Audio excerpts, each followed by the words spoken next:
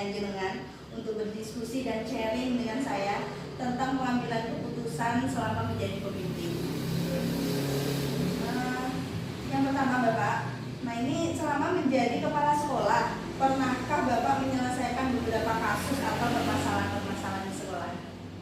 Pernah, karena pada dasar sekolah itu banyak sekali masalah. Jadi kalau ditanya pernah.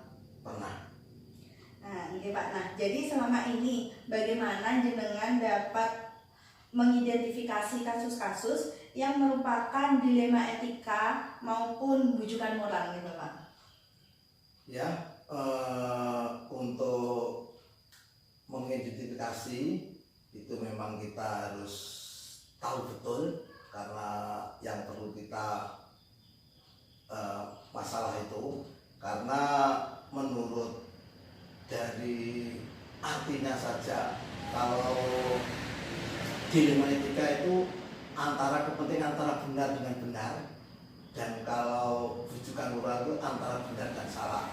Nah itu harus kita identifikasikan dulu, nanti kita biar lebih enak untuk memecahkan masalah.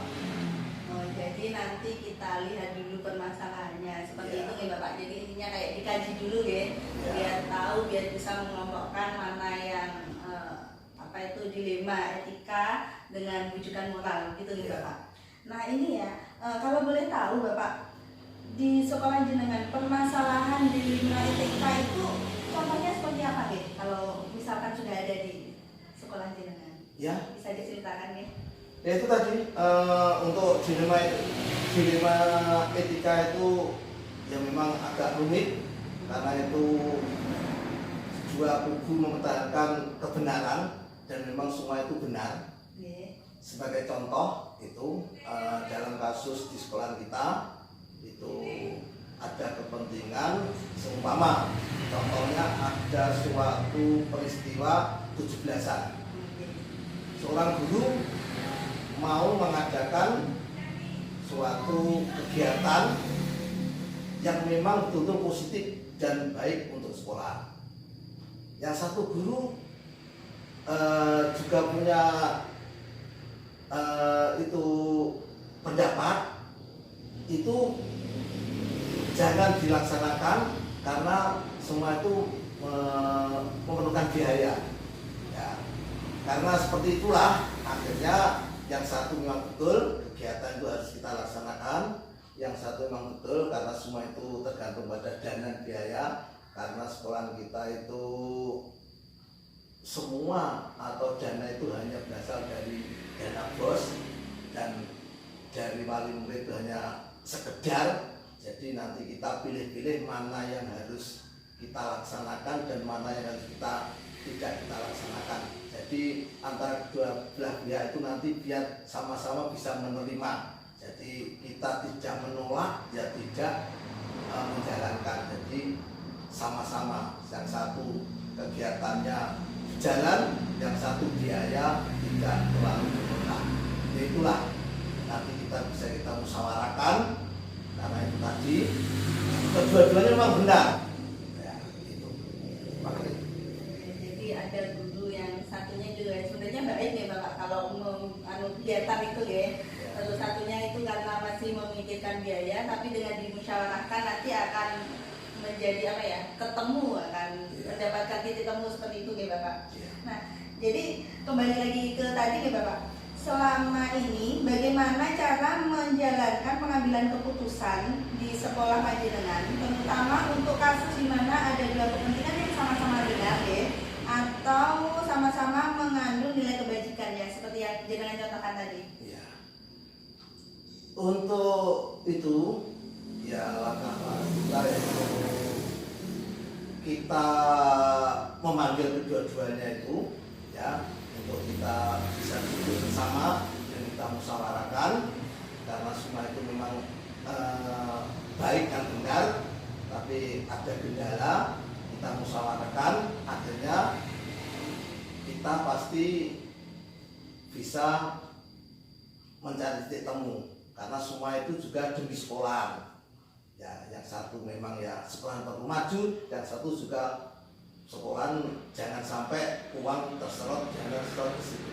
Pada akhirnya kita harus duduk bersama dan kita bicara dari ke hati untuk mengambil keputusan yang sama-sama akhirnya untuk kemajuan sekolah itu tidak ada kendala. Oh, jadi pertama itu kedua belah pihak harus dipertemukan dulu gitu ya, terus dimusyawarahkan, terus ketemu agar kalau sudah ketemu titik temu yang penting untuk sama-sama untuk kemajuan sekolah seperti itu. Ini langkah-langkah atau prosedur seperti apa yang biasa panjenengan lakukan selama ini untuk pengambilan keputusan? Untuk keputusan itu tidak hanya seperti yang kasus kita ceritakan itu, setelah itu kita katakan banyak. Yang perlu kita harus mengambil langkah-langkah. Yang pertama kita harus merumuskan atau mengidentifikasi masalah itu, lalu yang kedua kita harus menelaah masalah itu. Yang ketiga kita harus mengumpul data-data. Dan yang keempat baru kita menentukan nanti untuk kita bisa menemukan keputusan itu tadi. Oh iya, ini Pak. Jadi yang pertama itu yang langkah yang dengan ambil, jadi mengidentifikasi dulu, kemudian menelaah dan terus mengumpulkan data-data ya. Kemudian baru menentukan langkah apa yang biar keputusan kita lebih afdol dan bisa terima semuanya. Yang penting untuk kebaikan bersama ya tadi Pak.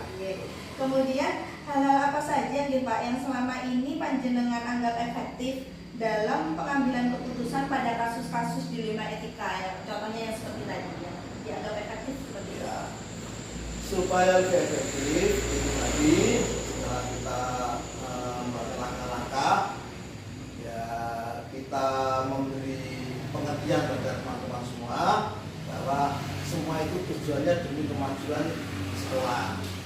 Jadi kita mohon nanti dalam keputusan itu tidak ada yang dirugikan, tidak ada yang dimenangkan. Jadi kita harus duduk bersama seperti tadi biar itu lebih efektif. Karena tujuannya hanya satu, untuk kemajuan sekolah bukan pribadi. Jadi yang penting untuk tujuan memajukan sekolah seperti itu ya. Duduk bersama itu. Kita musyawarahkan. Bersama bermusyawarah untuk tujuan bersama seperti itu. Kemudian Bapak, apakah panjenengan memiliki jadwal tertentu dalam sebuah penyelesaian kasus dilema etika seperti yang tadi, misalkan apakah panjenengan langsung menyelesaikannya itu langsung di tempat saat itu juga, atau perlu mengatur jadwal dulu untuk menyelesaikannya seperti itu? Suatu masalah itu tergantung. Kalau memang kita bisa menyelesaikan hari itu juga kita selesaikan lebih bagus. Tapi kalau memang tidak bisa harus kita jadwalkan. Contohnya kalau nanti suatu permasalahan sekolah ada sangkut pautnya dengan wali murid atau anak atau semuanya, itu tidak memungkinkan untuk kita selesai waktu juga, pasti kita jadwalkan gitu. Oh seperti itu nih Bapak. Jadi tergantung dengan apa ya namanya levelnya seperti itu ya. Kalau mudah dan sekiranya bisa diselesaikan ya langsung. Kalau misalkan butuh seperti tadi kalau dengan wali murid kan berarti harus butuh waktu dengan wali muridnya juga nih Pak. Jadi itu baru dijadwalkan seperti itu nih Bapak. Kemudian Bapak, bentuk atau prosedur seperti apa nih yang panjenengan jalankan selama ini? Ya sebenarnya itu tadi kembali ke angka utang saja itu. Ya yang kita prosedur kita yaitu karena kita itu juga suatu lembaga, kita ya suatu permasalahan harus kita selesaikan. Kalau tidak bisa langsung ya kita jadwal itu tadi. Dan kalau keputusan itu kalau memang lebih afdal, memang kita punya stakeholder, jadi semua kita libatkan. Kalau memang itu permasalahannya itu membutuhkan dia, kita nggak ada jeleknya ya kita butuhkan, atau mungkin bisa atasan kita, bisa wali murid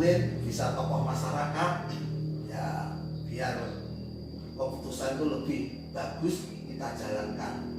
Yang paling penting itu tadi, enak kita itu memang semua itu tujuannya satu, demi kemajuan sekolahan. Jadi saya kira ya semua kalau memang perlu dilibatkan, kita libatkan gitu. Jadi termasuk itu faktor yang mempermudah dan membantu panjenengan nih Bapak dalam mengambil keputusan seperti itu, yaitu adanya apa tadi street holder itu tadi seperti wali murid atau atasan atau tokoh masyarakat ya, seperti itu dilibatkan semua nih Bapak. Kalau memang kita perlukan. Jadi juga tergantung seperti tadi kan Bapak, jadi tergantung masalahnya level-levelnya seperti apa ya.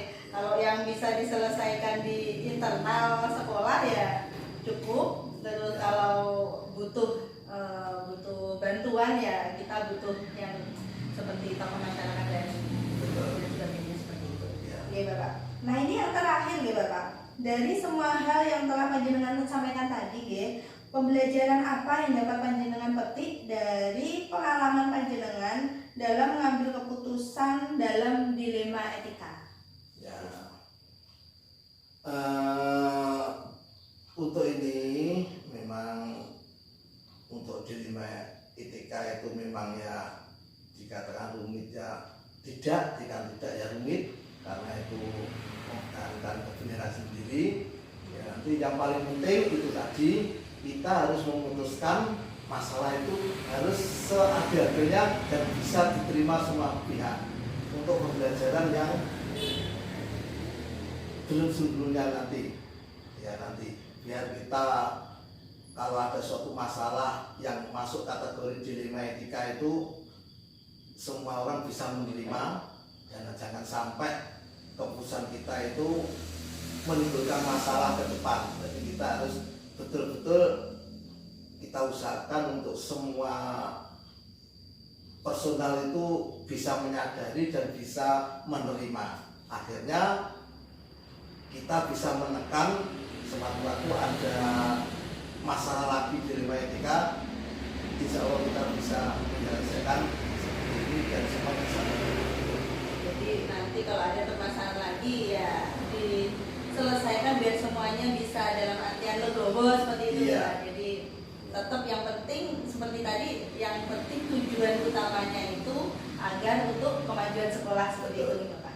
Nah, mungkin Bapak itu aja dari saya. Terima kasih banyak Bapak atas sharingnya. Nah di sini saya juga banyak belajar dari Bapak bagaimana cara mengambil keputusan yang bijak ya.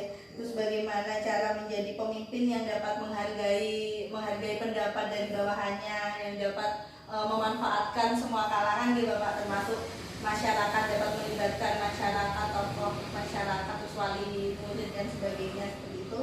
Dan semoga kita dapat menjadi pemimpin pembelajaran dan membentuk siswa dengan profil pelajar Pancasila. Kalau lingkungan sekolah sudah bagus, sudah sehat, kan otomatis siswa itu belajar juga pasti lebih nyaman seperti itu. Yang terakhir yaitu terima kasih untuk pembahasan masalah ini. Mungkin tiap sekolah, tiap pemimpin itu cara menyelesaikan sendiri-sendiri. Ya, sendiri. Mungkin seperti saya seperti ini, ya mohon maaf kalau mungkin kemampuan kita hanya seperti ini, tapi pada dasarnya insya Allah sama.